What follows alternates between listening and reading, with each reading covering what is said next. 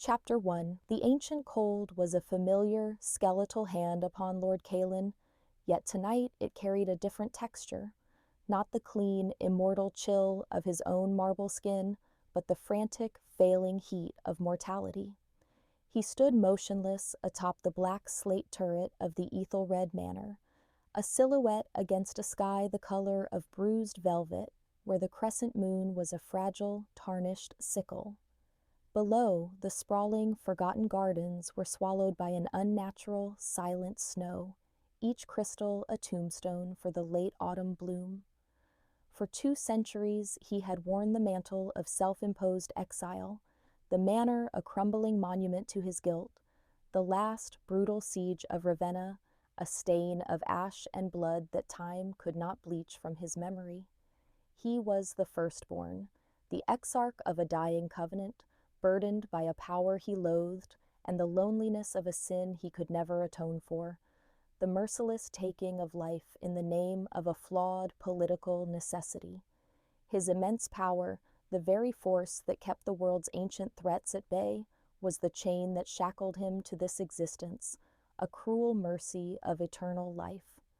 His eyes, the color of petrified amber, scanned the impenetrable darkness beyond the wards, not for the usual spectral shadows of the lycanthrope raids he routinely crushed, but for an anomaly, a breach in the expected monotonous horror of his existence. He had felt it, a tremor in the deeper, resonant fabric of the old magic, a soundless chime that spoke of collision, of fate interrupting routine. It was not a call of war, but of a catastrophic vulnerability, a light about to be extinguished. His stillness was absolute, the definition of predatory patience, yet beneath the facade of cold stone, a tension coiled, a hunter's recognition of a rare, fragile prey entering the killing field. A mile out, where the protective glyphs of the manor's border began to sputter and fail under the sheer, smothering weight of the perpetual winter his presence inadvertently created, he saw it, a small, broken shape, half buried in a drift against the trunk of an ancient, petrified oak. He descended in a liquid grace that defied gravity and mass, a rush of movement that was over before the air could register the disturbance, landing with the silent impact of snow on velvet. The figure was a girl, impossibly young, bundled in threadbare dark wool that offered no true defense against the relentless cold. She was not merely cold, she was dying. Her breathing was a shallow, ragged whisper, each exhalation a miniature white ghost dissolving too quickly.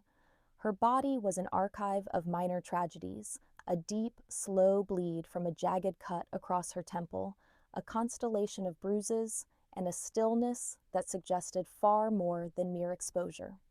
Her scent, usually the first and most overwhelming detail for his kind, was muffled by the cold and something else, an unexpected, almost metallic tang beneath the familiar iron of spilled blood, a scent that tasted of ozone and ancient stone, of a power struggling to be born, or, more accurately, struggling to survive its forced awakening.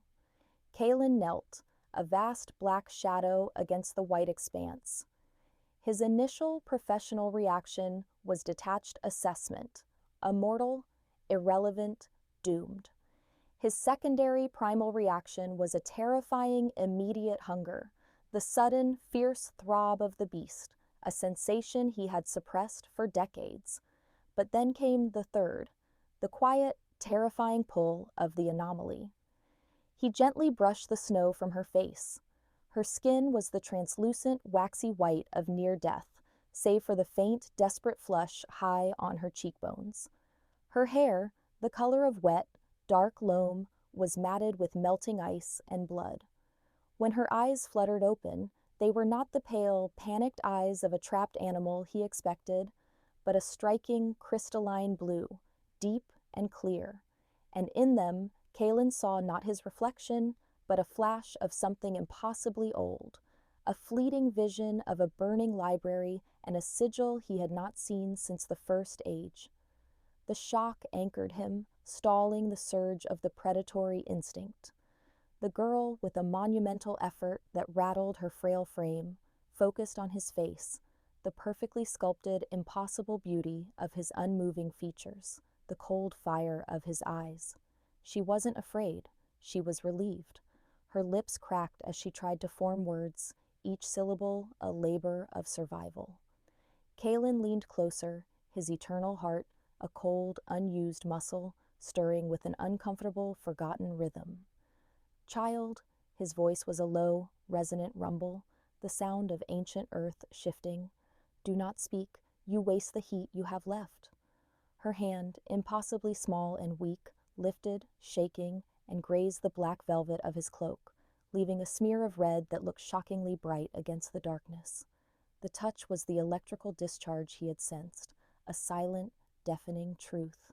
She was not merely a girl, she was a vessel, the convergence point of the prophecy he had been tasked centuries ago with merely containing, a promise of destruction or salvation.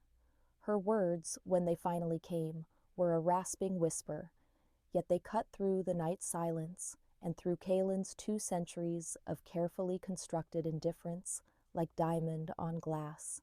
She didn't ask for salvation or mercy. She offered a command, a truth, a desperate final warning. The, the anchor is gone. The oath, it fails. Tell him the price must be paid. Her breath hitched, a shuddering finality, and her crystalline eyes dimmed, the ancient light receding, replaced by the empty gaze of immediate death. But before the final darkness claimed her, she forced out one more, single, purposeful word, a declaration that echoed the core of his self-loathing, the name of his own forgotten human existence before the change, the word he had not heard spoken in 200 years. Remembrance. Then the light went out entirely. Kalen remained kneeling in the snow, the girl's slight weight and the impossible weight of her last words pressing down on him.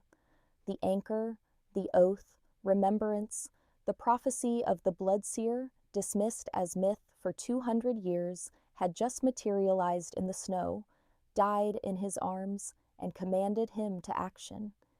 His guilt, his profound self-hatred for the necessary cruelty of his existence, had just found a new, terrible focus. He had failed to save her, but he could not fail to heed her dying truth.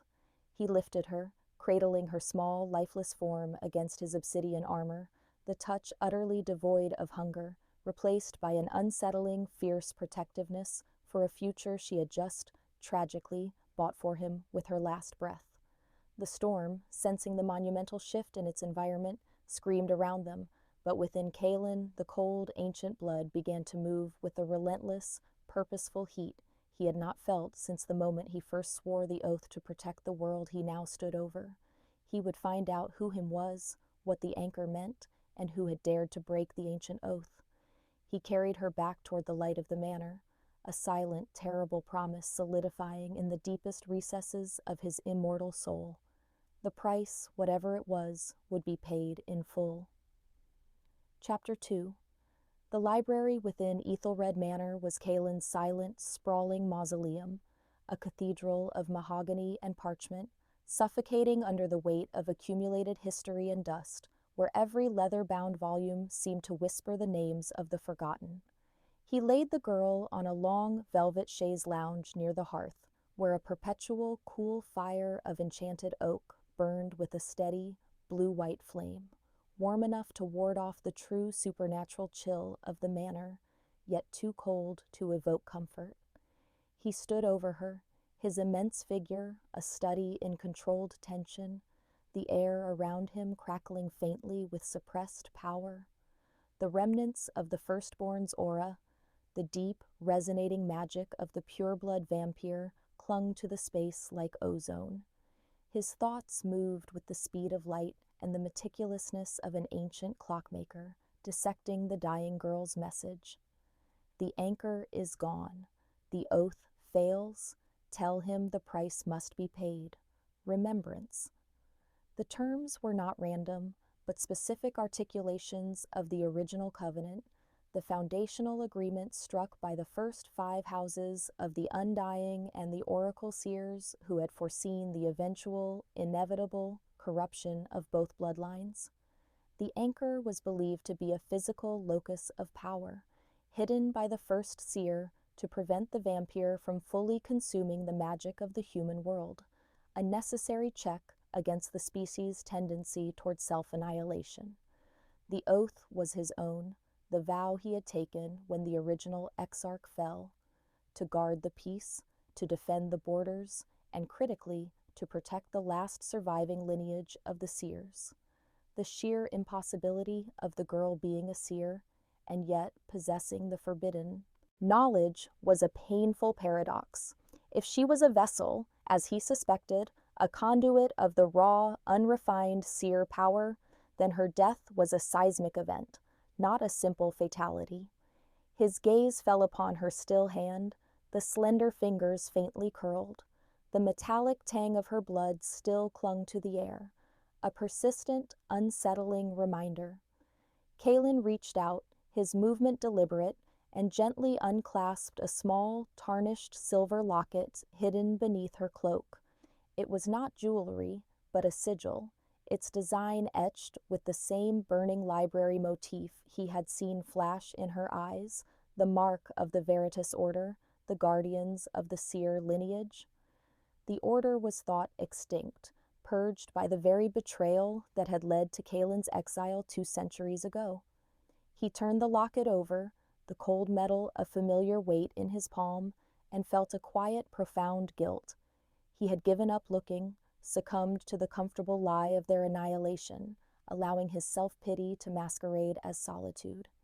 He had failed his first, sacred duty. He had to assume the message was incomplete, that the prophecy had merely shifted vessels. Her reference to remembrance, his forgotten human name, was the most intimate, devastating blow. It was the name his own father, a man of profound conviction and tragic foresight, had called him before the change, a reminder of the humanity he had sacrificed for the sake of the covenant. It was a word meant to shatter his carefully constructed self-hatred, forcing him to confront the ideal he had failed to uphold. He lifted the girl's body again, the fragile weight a striking contrast to his inhuman strength, and carried her through the echoing marble halls, past tapestries that chronicled the glory and decay of his house, toward the furthest wing, the old apothecary. This was not an act of necrophilia, but of critical necessity. His knowledge of the ancient magic was absolute. He needed to confirm the source and nature of the power that had killed her. He placed her on a slab of cold, polished quartz in the center of the room, the stone already prepared with runes of preservation. He needed blood, not to feed, but to see. The firstborn could perform a type of scrying known only to his lineage, reading the final moments of a life by ingesting a single drop of its essence, a terrible, intimate communion of memory and death. With a sense of heavy, terrible resignation, Kaelin made a shallow cut on her palm with a needle-thin obsidian scalpel. A single dark drop of blood welled up. He hesitated. This was the ultimate violation of his self-oath, the crossing of the final line back into the world he had sworn to keep his fangs out of.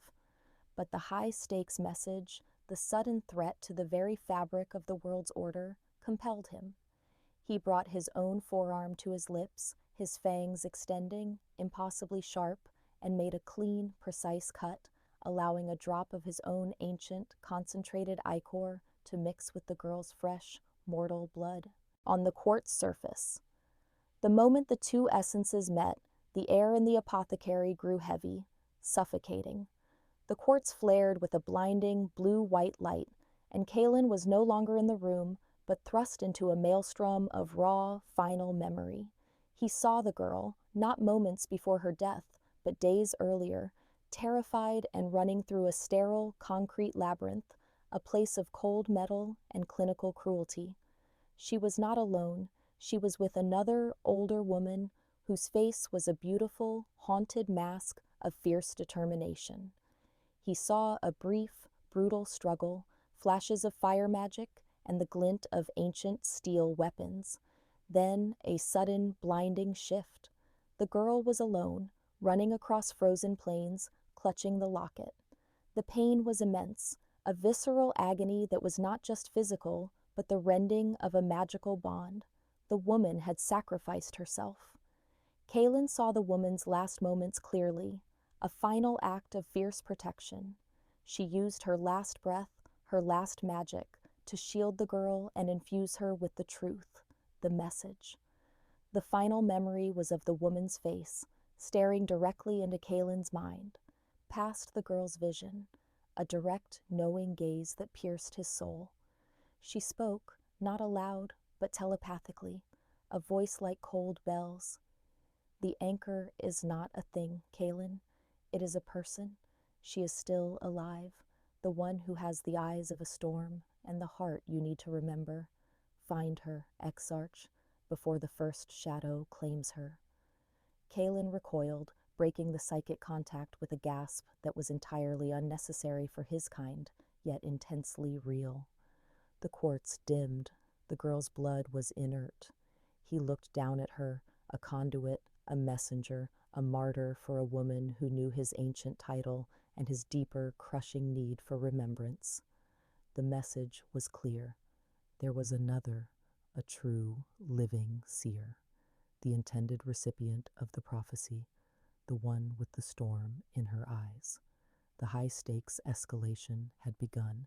His self-imposed exile was over. He had an objective, a destiny he could not evade. The fierce protectiveness he felt for the dying vessel had now transferred to the unknown survivor. He carefully cleaned the girl's blood, wrapped her in a burial shroud woven from the finest silk, and placed her in a state of cryogenic suspension beneath the manor, joining the other relics of his long, brutal existence. He returned to the library, pulling a massive, leather-bound map of the Eastern Kingdoms from a hidden vault. The concrete labyrinth the girl had seen. He recognized the architectural style, a repurposed subterranean structure used by the Syndicate for their vile political experiments. His mouth set into a grim, unyielding line. His silence had purchased his peace, but it had cost the seer lineage dearly. Now he would pay the price in blood and action. He was no longer a mourner in a lonely manor. He was the exarch of the Covenant, and he had a living, breathing anchor to find and protect. Chapter 3, Kaelin. Moved with the relentless, quiet efficiency of a force of nature finally unleashed. His sanctuary, the Ethel-Red Manor, was sealed behind wards of such profound complexity that only he could breach them, ensuring the girl's grave remained undisturbed, her memory a silent, demanding ghost at his back. He discarded the black velvet of his cloister years, donning instead the armor of his station, a deep slate-gray breastplate of ancient, enchanted steel, intricately carved with the sigils of the Covenant and the mark of the Firstborn. This was not a uniform, but a declaration of war, a choice to step fully back into the high-stakes political theater he had fled. His choice of transport was equally purposeful, a sleek black automobile, a modern concession powered by harnessed arcane energy rather than mundane fuel, allowing for a speed and stealth impossible on horseback. The vehicle was a blur against the bleak, snow-choked landscape, its passage leaving behind only a faint shimmer in the air. His destination was the subterranean prison complex he had recognized from the dead girl's memory, a grim clinical facility secretly operated by the Syndicate, a shadow government of politically influential ghouls and corrupt mortals who traded in arcane secrets and human desperation. The journey was a meditative silence, broken only by the low thrum of the engine. Kaelin focused on the woman's parting message, the one he had seen in the blood. The anchor is not a thing. It is a person, the one who has the eyes of a storm and the heart you need to remember. The description was as poetic as it was critical. The eyes of a storm suggested raw, chaotic, untamed power, the very definition of the true seer lineage, whose prophetic visions often manifested as violent, uncontrollable bursts of arcane energy. The heart you need to remember was the intimate, personal challenge. She was the tether to the humanity he had buried, the only thing that could potentially shatter the 2 centuries of guilt and self-hatred that had hardened him into the marble sentinel he now was. He allowed himself no emotional response, not yet. The melancholy and fierce protectiveness were channeled entirely into his relentless speed and focus. His immediate objective was tactical: locate the living seer, assess the threat level, and extract her before the Syndicate could exploit the terrifying, untamed power of the true Anchor. His mind, ancient and honed, ran projections of every possible confrontation, every outcome, analyzing the weaknesses of the Syndicate's security protocols, the most likely path of her escape, and the collateral damage he would inevitably cause. Upon arrival, the facility was exactly as his memory scry had suggested: a brutalist concrete edifice disguised as a long-abandoned industrial park, surrounded by high-voltage fencing and a subtle but pervasive magical dampening field designed to stifle any supernatural escape attempt. Kalen stopped. The car a quarter-mile away, the silence of the snow-laden night immediately enveloping him. He stood for a moment, absorbing the environment. The pervasive cold was not entirely natural. The Syndicate favored cold-based magic for containment. He extended his senses, not in a brute force magical wave, but in a subtle, pervasive tendril of pure vampire energy. He could feel the pulse of the facility beneath the ground, the humming of the generators, the faint, sickening scent of fear, and the distant, contained spark of the power he sought. She was there. She was alive. But she was struggling. The close third-person narrative shifted, giving a brief, terrifying glimpse into the girl he sought. Ilara. Ilara. The storm was always inside her. It wasn't just in her eyes, a breathtaking, chaotic mix of gray and violent cobalt that seemed to shift with her emotional state, but in the constant, terrifying hum beneath her skin. For the past week, since her protector, Aunt Lyra, had been taken, the hum had become a scream. She was trapped in a cold, steel and concrete cell, the air thick with dampening magic that choked her attempts to reach for the true source of her power, the ancient, world-shaking ability to weave prophetic threads into tangible, physical reality. Her humanity was a failing barrier against a power that demanded to be wielded. She was alone, terrified, but driven by an immense conviction. She was the key, the final barrier against the first shadow's return. Her loneliness was a painful, constant companion, but her fear was tempered by a strange, quiet hope that Lyra's sacrifice had bought her time. She was prepared to use the storm within to shatter the walls, even if it meant destroying herself. Back to Kalen. The moment he confirmed her location, his meditative stillness shattered. Action was sparse and purposeful. He crossed the intervening distance in less than a minute, a black streak against the white. He ignored the gates, the fences, and the guards, choosing instead the most direct, brutal path. He focused his immense power, drawing on the ancient, terrible strength of the Firstborn, and struck the ground near the facility's main subterranean access point. The impact was not an explosion, but a localized seismic event. The concrete fractured and split open, the earth groaning in protest as Kalen created a perfectly formed vertical shaft leading straight into the heart of the prison complex. He descended immediately, a silent, powerful descent into the darkness. He encountered the first resistance instantly: 2 armed syndicate guards, low-ranking ghouls with cheap weaponry and cheaper resolve. His movements were liquid grace, a flurry of action too fast for the eye to track. The fight was over in less than 3 seconds. No dialogue, only the sharp, clean sound of breaking bones and the metallic scent of their spilled, tainted blood. Kaelin felt no satisfaction, only the cold, unyielding drive of his purpose. He moved deeper, navigating the labyrinthine corridors with an instinct born of ancient knowledge and the faint, persistent thrum of Alara's power calling to him.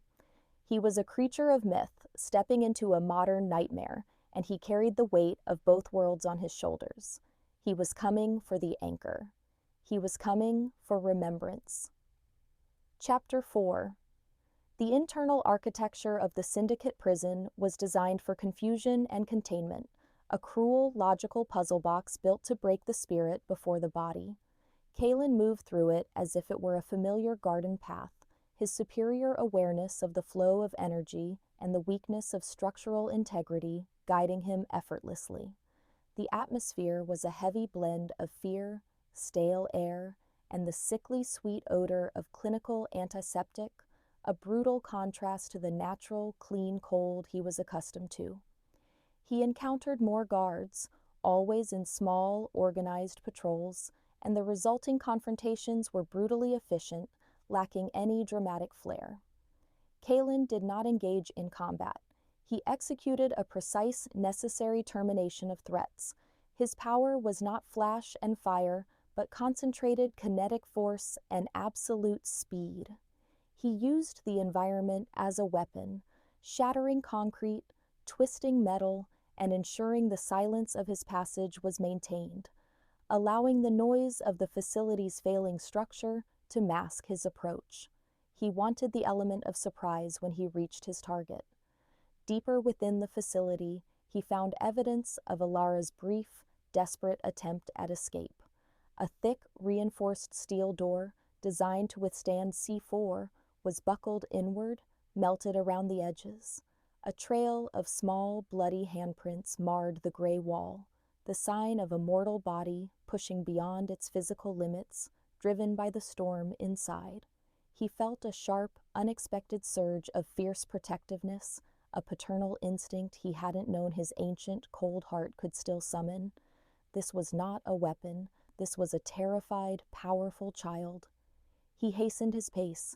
He finally reached the main research wing, a massive, brightly lit chamber filled with computer consoles, medical equipment, and, chillingly, an empty, circular containment cell of specialized, rune-scribed silver. The cell was clearly designed to house something of immense power.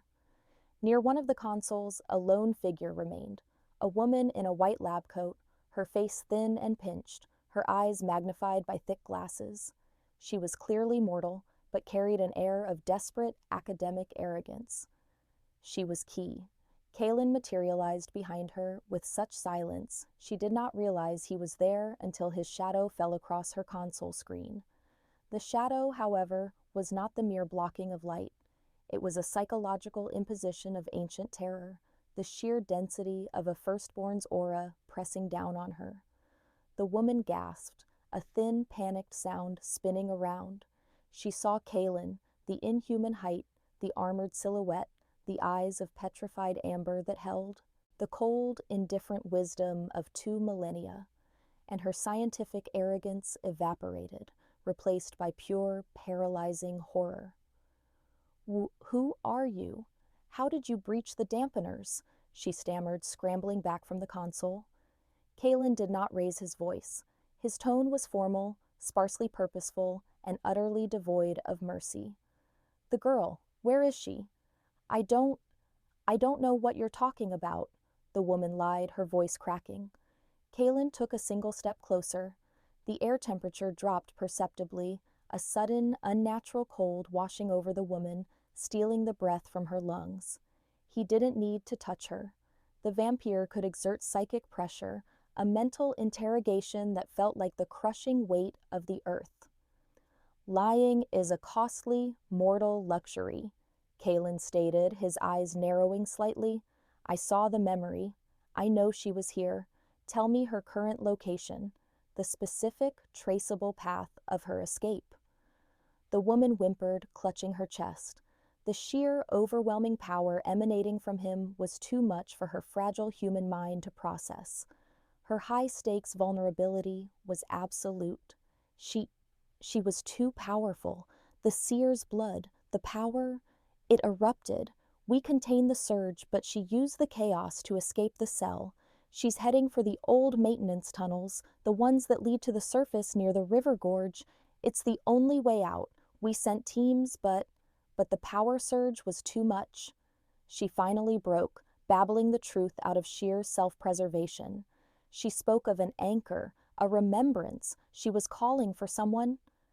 Kaylin absorbed the information. The anchor was mobile, likely exhausted and in danger, but heading toward the surface.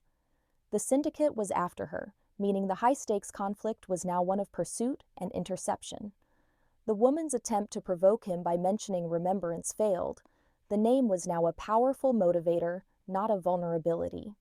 "You may live," Kaylin informed her, his voice a low verdict, "but this place will not." He did not wait for her reaction. He turned, focusing his immense controlled energy, and directed it not toward the woman, but toward the central structural support beam of the research wing. With a horrifying metallic screech that echoed through the complex, the beam twisted, warped, and fractured. He had not destroyed the facility with an explosion, but caused a catastrophic structural failure. The sound of collapsing concrete and the tearing of steel filled the air, the entire wing beginning to groan under its own weight. The ensuing chaos would bury the remaining syndicate personnel and buy Alara the necessary time for her escape. Kaylin left the collapsing facility as quickly and silently as he had entered, moving toward the deep, icy gorge carved by the river, the only exit the woman had mentioned. He used his unique ancient senses to track her, not the scent of blood, but the faint, erratic pulse of the arcane power that was now her signature. He ran across the crumbling terrain above the maintenance tunnels, a creature of supernatural grace and predatory purpose, driven by the knowledge that the anchor was the key to preventing the complete collapse of the world's order. He was no longer running from his past. He was running toward his only chance at remembrance. Chapter 5. Alara was driven by pure, incandescent necessity. The cold of the maintenance tunnels was a negligible annoyance compared to the searing, internal cold of her exhaustion and the terrible, echoing silence where her Aunt Lyra's voice used to be. Every ragged breath was a prayer of quiet hope. Every stumbling step a desperate attempt to honor the final, fierce protection Lyra had afforded her. The metallic, constant thrum of power beneath Ilara's skin was failing, a generator running out of fuel, yet the sheer conviction of her purpose to deliver the prophecy forced her forward. Her small body was a roadmap of pain, scrapes, bruises, and the residual magical burn from her escape attempt. Her mind was a kaleidoscope of fragmented, terrifying future visions, the seer's gift a constant, torturous barrage of potential timelines, making it almost impossible to discern the immediate reality. The most persistent and terrifying vision was of a vast, spreading shadow engulfing the world, a darkness that smelled of dust and ancient, forgotten gods. The first shadow. She stumbled, falling hard against the damp, moss-covered concrete of the tunnel wall, sending a jolt of raw agony through her left ankle. The pain sharpened her focus. She looked up and saw the end, a faint, ragged circle of moonlight framed by the skeletal branches of a winter bare forest, the exit to the river gorge. She pushed herself up, her movements sparse and purposeful, driven by the singular goal of survival. Just as she took her first step toward the light, a sound echoed from behind her, the low, guttural snarl of the syndicate pursuit team. They were faster than she had anticipated, likely augmented ghouls desperate to retrieve their prize. Her heart hammered a frantic, high-stakes rhythm against her ribs. She was too exhausted for another magical eruption. The sheer force of her last blast had nearly killed her. She was a mortal girl facing inhuman pursuit, armed only with a destiny she was too young to fully comprehend. This is it, she thought, not with panic, but with melancholy resignation. I failed to reach him. The pursuers, 3 massive, heavily armed ghouls rounded the corner, their eyes glowing with predatory greed. "Stop, seer!" one of them roared, his voice bouncing menacingly off the tunnel walls. "The master wants you intact, but will take a limb if necessary." Ilara turned, her stance surprisingly defiant despite her fragile appearance. Her crystalline blue eyes, the eyes of a storm, flared with a desperate defiance, a sudden blinding burst of raw cobalt light. The magic was a reflex, an explosion of pure will over a failing body. The light was enough to briefly blind the ghouls, buying her a precious moment. She lunged forward toward the exit, dragging her injured leg. She was almost there when a massive, gloved hand seized her by the shoulder, spinning her around with brutal force. The world blurred. She crashed back against the wall, the wind knocked out of her lungs, the sudden, paralyzing shock extinguishing the brief spark of her magical defense. The ghoul was immense, his face a contorted mask of anticipation. "Got you, little prophet. Now let's see what secrets that pretty head holds." The ghoul's sentence was cut short by a sound that was not a roar, but a silent, perfect thwack. Kaelin arrived not as a man, but as a black projectile of compressed force. He struck the ghoul who held Ilara with an unbelievable, localized velocity, hitting him in the center of the chest. The impact sounded less like flesh and more like a heavy bag of wet concrete hitting a speeding train. The ghoul was sent flying backward, slamming into the tunnel ceiling before falling in a crumpled, motionless heap. Kaelin stood between Ilara and the remaining 2 ghouls. His arrival was so sudden, so absolute, that the atmosphere in the tunnel shifted immediately. The terror of the hunter replaced by the primal fear of the hunted. The remaining 2 ghouls froze, their weapons lowered, their predatory intent dissolving into wary horror. They recognized the silhouette, the slate-gray armor, and the sheer, overwhelming density of power. They recognized the Exarch. "Kaelin," one of them managed, a low, frightened whisper of the ancient name. Kaelin did not acknowledge them. He did not look at them. His focus was entirely on Ilara, who was slumped against the wall, watching the confrontation through pain-hazed, crystalline eyes. He was a creature of profound violence and quiet hope. "Leave, now," Kaelin commanded, his voice a low, terrifying rumble that seemed to vibrate through the very bedrock beneath their feet. "You have breached the covenant. The firstborn takes his prize." The ghouls were no match for a vampire of the firstborn lineage, let alone the Exarch himself. Their greed vanished, replaced by a desperate, instinctual need for survival. They backed away slowly, then turned and fled into the darkness of the tunnels, their footsteps sounding frantic and uneven. Kaelin ignored their retreat. He turned fully toward Ilara, his amber eyes, usually cold and indifferent, now filled with a strange, complex mix of fierce protectiveness, recognition, and the crushing weight of his renewed destiny. He knelt before her, his massive frame deliberately humbling itself to match her level. Ilara stared up at him. She saw the perfect, terrifying symmetry of his face, the stillness of marble, the liquid grace of his movements, and the profound 200-year-old loneliness radiating off him. He was the most beautiful, most dangerous thing she had ever seen. She saw the vampire in him, the monster, but she also saw the remembrance, the echo of humanity in the depth of his eyes, the tragic cost of his power. "You," she rasped, her voice dry and faint. "You came. Lyra. She saw you." Kaelin reached out a hand, massive and strong, yet moving with a terrifying gentleness, and brushed a lock of blood-matted hair from her forehead. "She told you the truth, child," he said, his voice dropping to an intimate, formal whisper. "I am Kaelin, the Exarch, and you are the anchor." He paused, his gaze locking with her storm-filled eyes. He didn't offer comfort, he offered an oath. "The price is paid. I have returned. I will not fail the covenant again. I will not fail you." Alara, overwhelmed by pain, exhaustion, and the immense, terrifying power kneeling before her, offered a single, fragile nod. Her fierce conviction remained, even as her consciousness began to fail. Then, "We have to go. The shadow, it comes for me." Kaelin lifted her, cradling her against his armored chest, her small body feeling feather-light against his centuries of existence. The moment the connection was made, a powerful electrical jolt of her untamed seer magic surged through him, a devastating wave of truth that confirmed her identity and sealed his fate.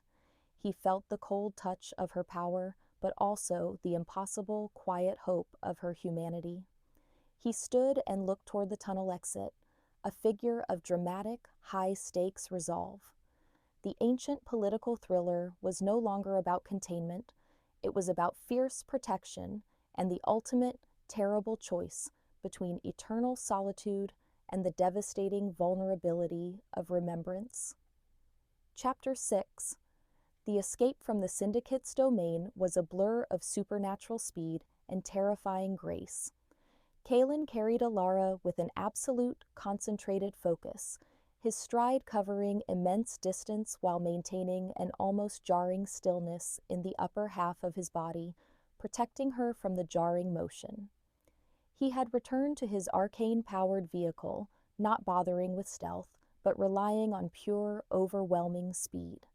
The landscape outside blurred into streaks of white and black, the stark contrast between light and shadow, a perpetual cinematic backdrop to their high-stakes flight. Alara drifted in and out of consciousness, her pain a dull, constant ache, but the awareness of Kaelin's presence, the immovable, ancient sentinel holding her, was an anchor in her own personal storm. She felt his cold, hard surface, the steel of his armor and the marble of his skin. But beneath that, she sensed a profound, quiet melancholy that resonated with her own deep loneliness. Their connection, forged in blood and prophecy, was intensely intimate, a two-way psychic exchange that transcended mere physical proximity. When she was awake, she studied his profile, the severe lines, the perfect symmetry, the inhuman beauty. This was not a man. This was a king of shadows, driven by a profound, terrible guilt. "Manor," she whispered, her voice a reedy whisper against his armor. "Ethelred, Lyra told me. It's where you wait for the end." Kaelin glanced down, his amber eyes briefly meeting hers, a flash of surprise, quickly contained. "Ethelred is a sanctuary, not a grave," he corrected, his voice a low, formal declaration. "It is the only place with wards sufficient to shield the anchor from the growing influence of the shadow. You are too vulnerable here." "I am a walking target," she agreed, her tone sparsely purposeful. "My power is a beacon, but your guilt makes you careless, Exarch. You moved too quickly, too violently. The Syndicate knows you have returned. They will alert the First Shadow's adherents." The quiet censure from a fragile mortal girl was a devastating blow to his centuries of carefully maintained composure. Her words, high value and direct, cut through his defensive pride. She was right. His violent, decisive action, driven by the desire for remembrance and the fierce protectiveness of the anchor, had been a necessary move, but it had lacked the calculating patience of his former self. He had announced his return to the world he had fled. "The consequences are my burden to bear," Kaelin stated, his voice tight with controlled tension. "Your survival is the only variable that matters." "And what of him?" Alara challenged, pressing the advantage of their intimate, high-stakes moment. "The man I was to tell. Who is he?" Kaelin was silent for a long moment, the only sound the high-speed rush of the wind against the vehicle's frame. The answer was a difficult confession, a vulnerability he had buried deeper than the manor's lowest crypts. "The one you were to tell is dead," Kaelin finally admitted, his tone a flat, cold statement of fact. "He was the true Exarch, the keeper of the covenant before I. He was the one who broke the anchor into fragments, hiding the power in a lineage of protectors. He was my father. His failure and mine is why I carry this mantle. Alara watched his profile. The profound melancholy deepened, etching itself onto the marble lines of his face. The story was complex, rooted in the tragic irony of their ancient politics. His father had made a terrible choice, and Kaelin had been forced to live with the political and personal fallout. Lyra said the anchor was the key to his peace, Ilara murmured, her eyes softening with a quiet hope, linking the living prophecy to his self-hatred. She said you needed to remember the man he sacrificed, the one you despise for his weakness. Weakness is the luxury of mortals, Kaelin countered, the philosophical conflict immediate and visceral. I despise the choice that cost me my humanity and burdened me with an eternal political obligation. No, Alara disagreed, her conviction immense despite her pain.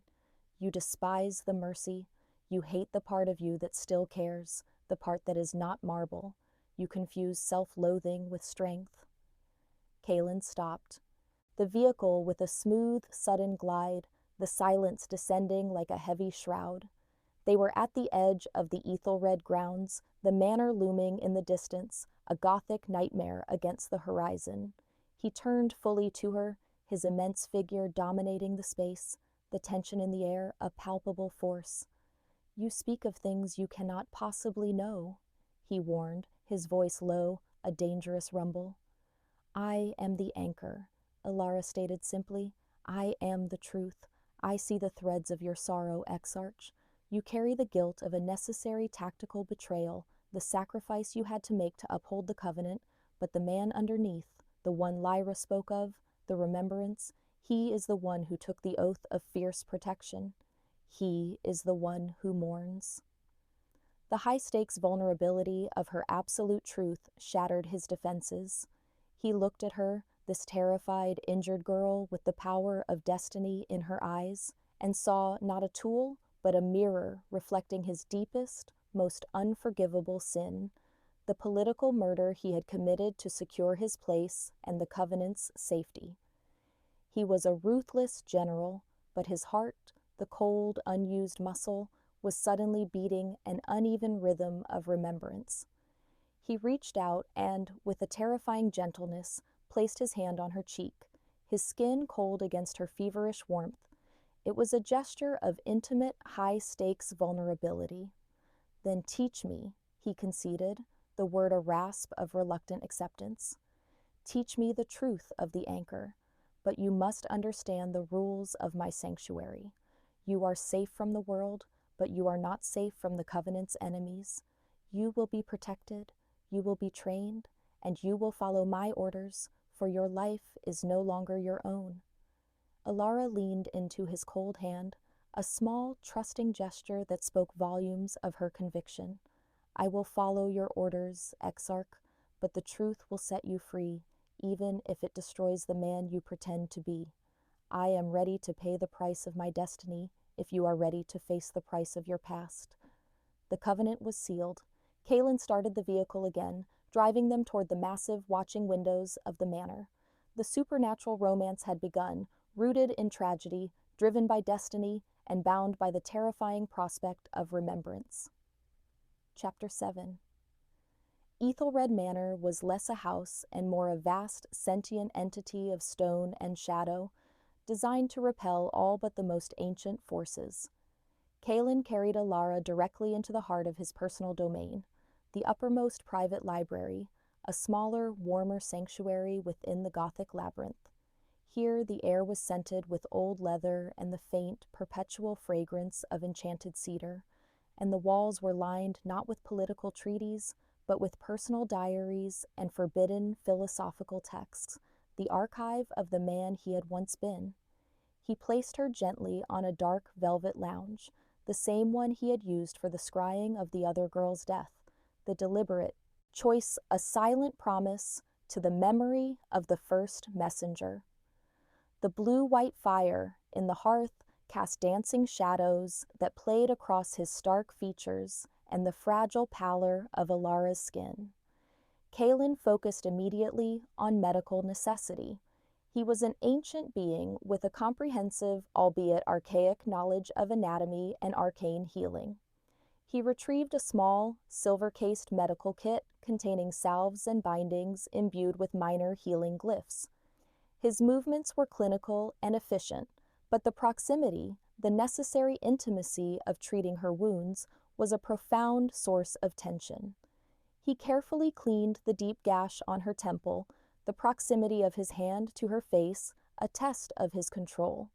Her blood, though no longer a raw target of his hunger, still carried the faint, alluring scent of the arcane anomaly. He worked in silence, his sparse and purposeful actions speaking louder than any dialogue. The silence was not empty. It was thick with the weight of unsaid philosophical conflict and their newfound high-stakes vulnerability. "Do not move," Kaelin commanded, his voice low and formal as he examined her ankle, the injured limb already swollen and discolored. "You have significant ligament damage. I can hasten the process, but you will feel a sharp, immediate pain." "Do it," Alara responded, her conviction immense. She met his amber eyes without flinching. "I need to be ready. The shadow will not wait for me to heal." Kaelin hesitated, the sight of her immense conviction a strange, compelling force. He had encountered millennia of powerful beings, yet this young mortal's absolute resolve was more unnerving than any physical threat. He placed his massive, cold hand over her injured ankle. He channeled a focused, intense burst of his energy, not the crude, devastating force he used in battle, but a precise, restorative, arcane pressure. A soft, blue glow emanated from his hand, and Alara gasped, a sharp, momentary cry of pain, before the pressure receded. When Kaelin lifted his hand, the swelling had visibly reduced, the discoloration faded. "The healing is only partial," Kaelin explained, his tone a matter of fact. "Your body must complete the remainder naturally. Do not walk on it for 12 hours. Alara tentatively flexed her foot. The pain was still there, a dull ache instead of a searing agony. She looked at him with a gaze of quiet hope and burgeoning trust.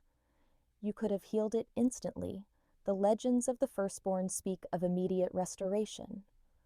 "The legends are incomplete," Kaelin countered, retrieving a blanket of thick, rich wool and draping it over her. "Immediate restoration uses more of your latent life force as fuel. I will not compromise the anchor's core power for superficial comfort.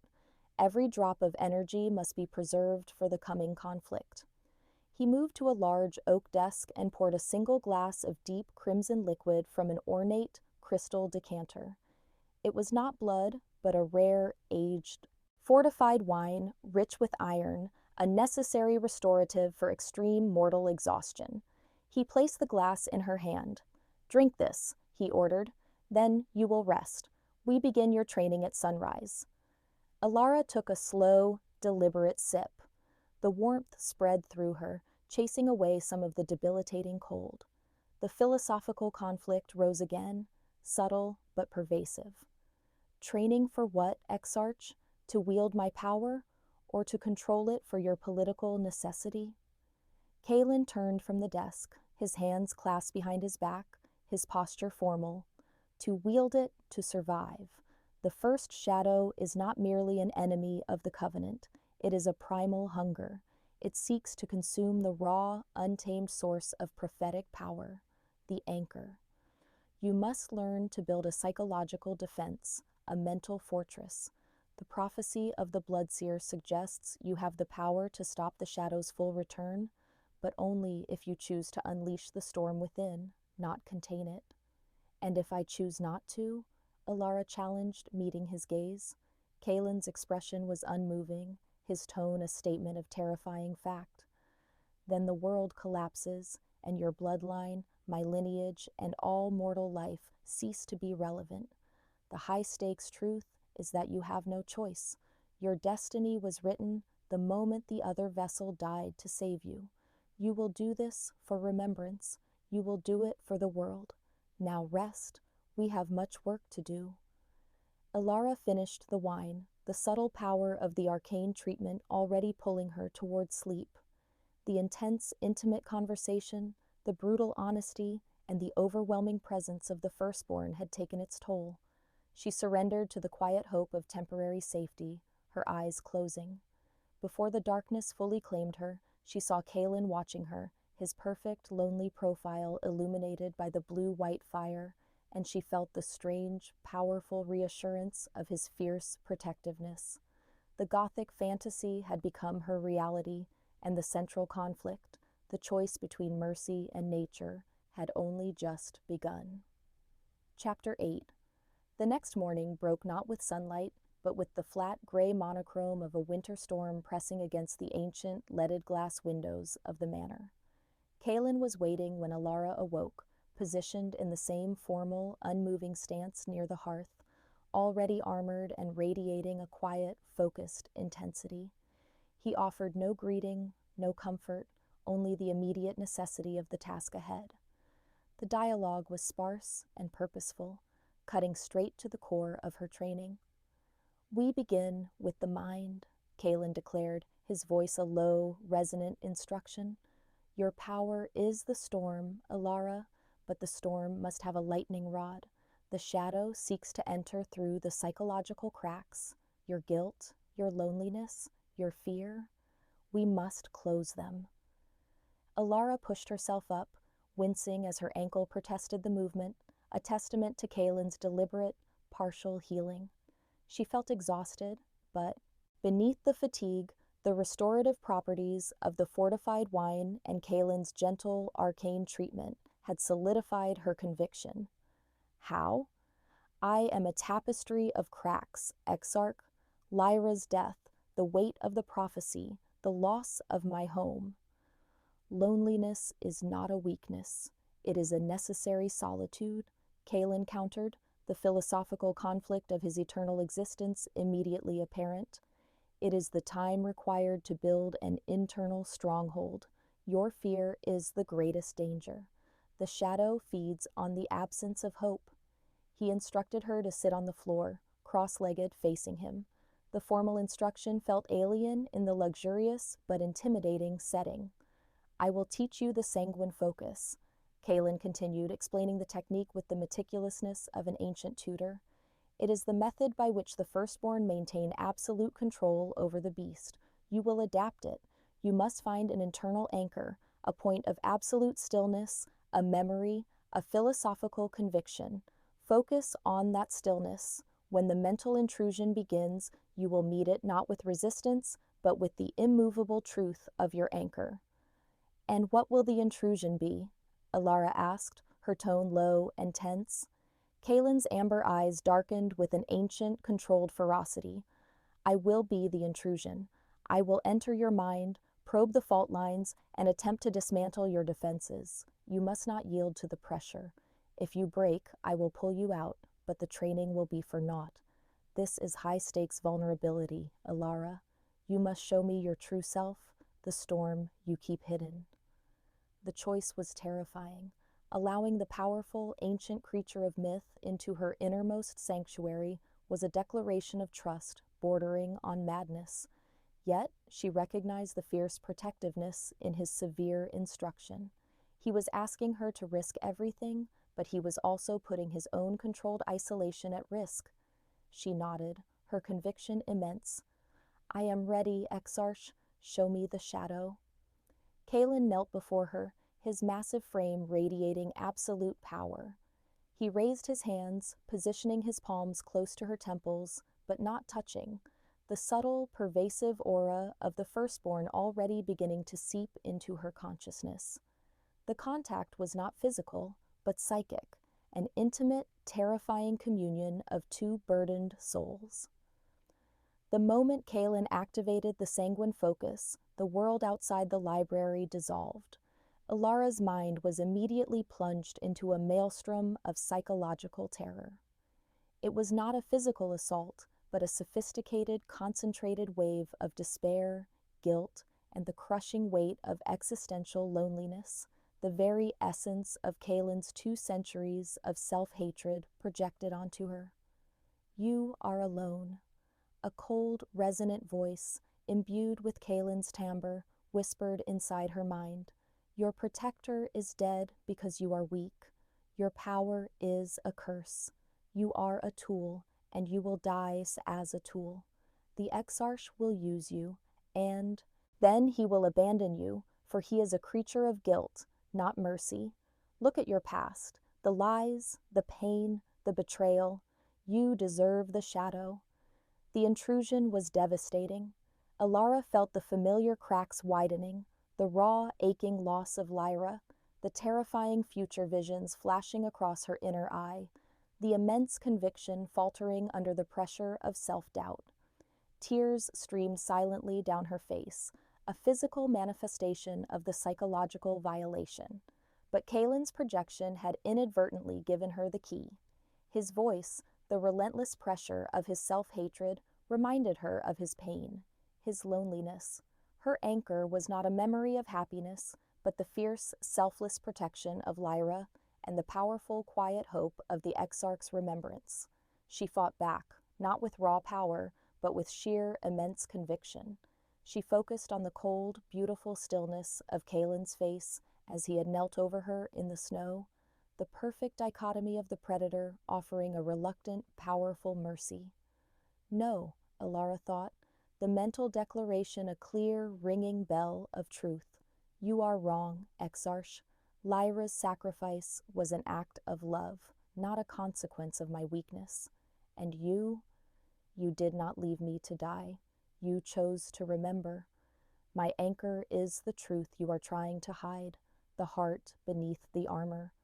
The psychic pressure immediately intensified, Kalen's mental projection recoiling from the absolute high-value truth of her retort. He was attempting to find a weakness in the anchor, but her conviction was unyielding. She held the mental image of his eyes, the remembrance that lurked beneath the amber. Kalen broke the focus with a sharp, controlled intake of breath, retracting his energy. The world rushed back in, the smell of cedar, the blue-white fire, the familiar cold of the room. Alara was weeping, exhausted, but her mind was intact. Kalen looked at her, his expression unreadable, his heart, the cold, unused muscle, beating with an uncomfortable, forgotten rhythm. You held the line, he conceded, the formal dialogue sparsely purposeful. Your defense is unconventional. You counter my despair with my own repressed truth. He paused, a strange, hesitant vulnerability touching his voice. But the shadow's attack will be far more persuasive. It will offer you what you secretly desire: peace, release from the burden, and the final reunion with your loved ones. You must be stronger. I will be, Alara declared, wiping the tears from her eyes. She looked at him, her gaze clear and utterly honest. But you must stop hiding the man Lyra needed you to remember, Exarch. Your strength is in your remembrance, not your guilt. You must lead with mercy, not simply with political necessity. The intimate, high-stakes moment hung heavy in the air. Kalen gave a single, non-committal nod. The training was over for the moment, but the philosophical conflict was far from resolved. He was teaching her to fight, but she was teaching him to feel. Chapter 9.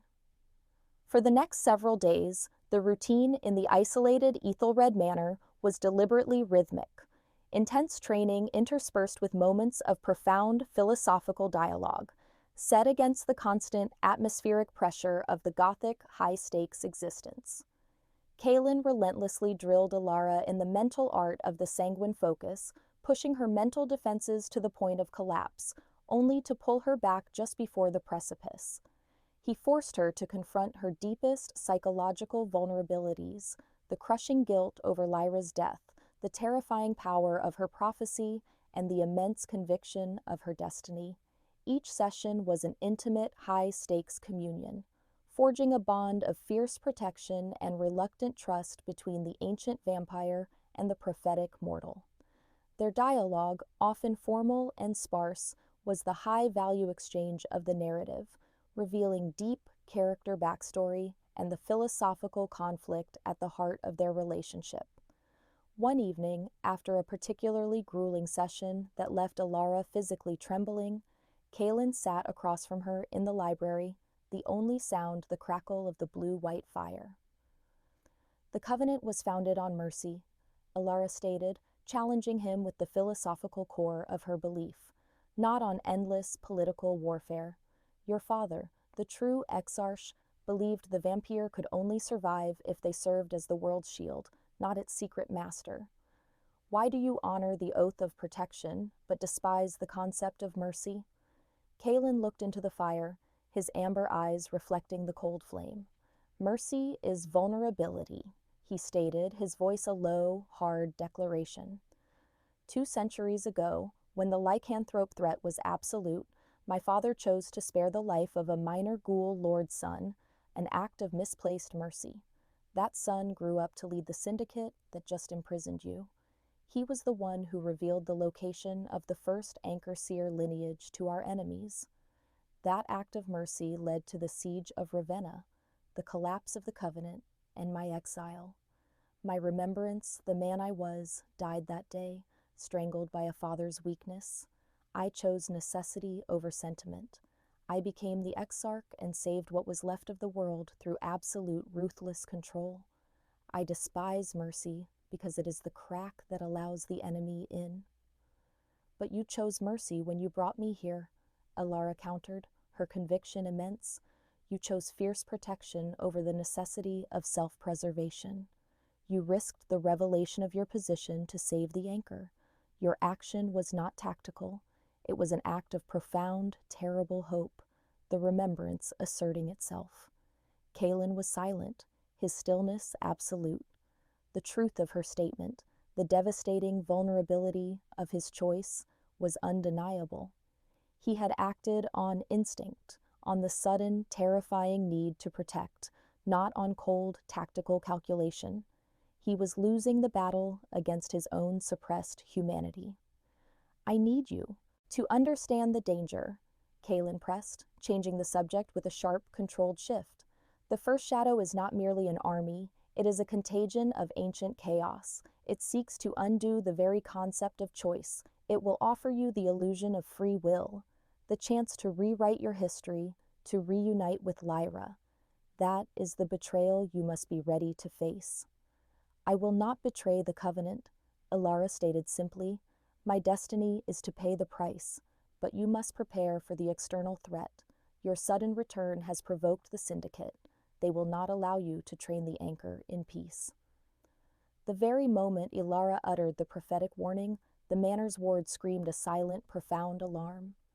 The change in atmosphere was immediate and dramatic. The Manor's ancient stone seemed to groan under pressure. Kaelin and Alara both stood, their tension a single, unified coil of high-stakes readiness. The slow-burn pacing had just been violently interrupted by brutal action. The Syndicate, Kaelin declared, his voice a low, furious rumble. They move with unprecedented speed. They are desperate. He moved toward the nearest window, looking out at the black, snow-choked night. What he saw confirmed Alara's prediction, a coordinated, large-scale assault. Not simple ghouls, but specialized, heavily armored lycanthrope shock troopers, likely contracted by the Syndicate for their brute force breaching capabilities, supported by low-flying arcane helicopters equipped with magical dampeners. They are attempting a full siege, Kaelin assessed, his mind already running 1,000 defensive projections. They know the power of the Firstborn is tied to the physical structure of my sanctuary. They intend to breach the manor and kill the Anchor before you can fully manifest your power. The high-stakes escalation is upon us. He turned back to Alara, his amber eyes blazing with fierce protectiveness. The plan is simple. I will draw them toward the main fortifications. You will move to the central subterranean vault, the oldest part of the structure, where the original Covenant sigil is located. It is the only place the dampeners will not reach your core power. There you will focus on the Anchor, not the defense of your mind, but the manifestation of your power.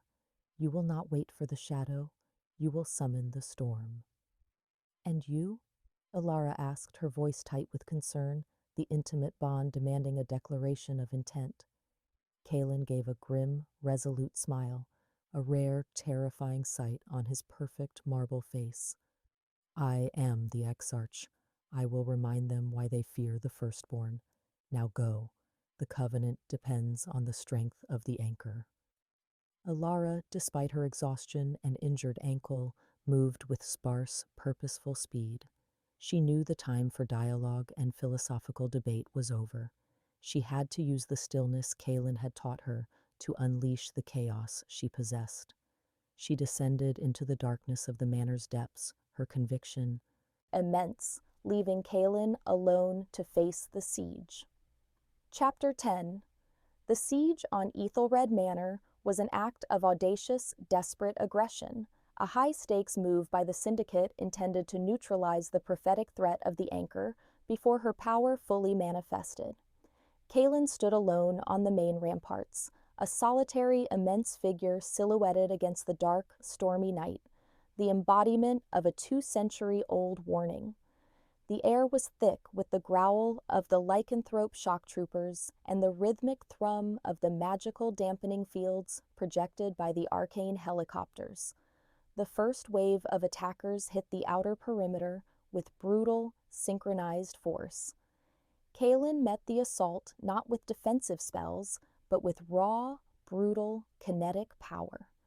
His movements were liquid grace, a blur of inhuman speed that rendered the specialized training of the lycanthropes useless. He fought like the creature of myth he was, an ancient god of shadows and stone.